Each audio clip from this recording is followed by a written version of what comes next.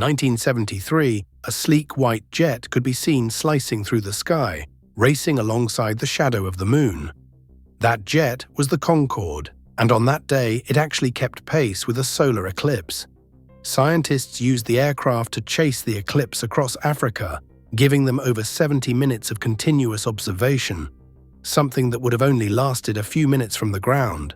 This rare and special opportunity let researchers collect huge amounts of data about the sun's corona, which is the outer layer that's usually hidden from view.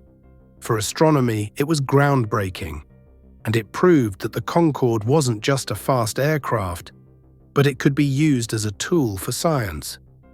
But the Concorde wasn't built for science alone. It was meant for something much more ambitious: passenger travel at twice the speed of sound. Jointly developed by both British and French engineers, the Concorde was the pride of international cooperation during the 1960s. The dream? To shrink the world, to make a trip from London to New York take just 3.5 hours instead of 7. This huge time save would bring the people of the world together quicker and more efficiently.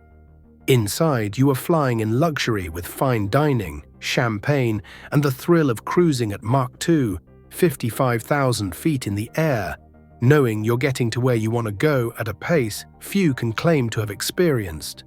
Going so fast, the outside air temperature hit over 1,000 degrees Fahrenheit on the nose of the plane. The Concorde quite literally stretched a few inches mid-flight from the heat. But beyond its speed, the Concorde was instantly recognizable because of its unique design.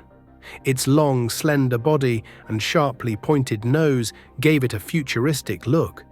And that nose wasn't just for style.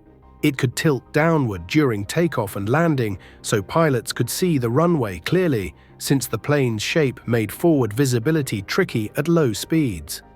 Once in the air, the nose lifted back up, streamlining the aircraft for supersonic flight. It was a perfect example of how every part of the Concorde was engineered for both beauty and purpose.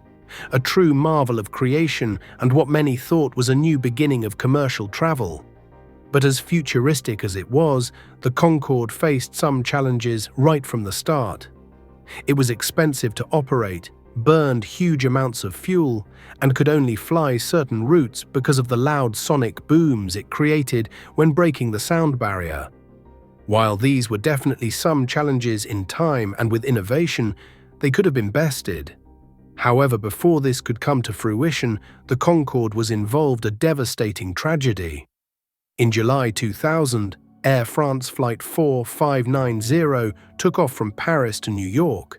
However, just moments later, a piece of metal on the runway punctured one of its tires.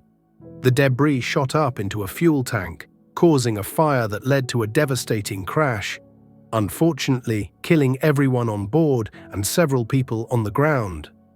Though investigators found it was a freak accident, it damaged Concorde's reputation beyond repair.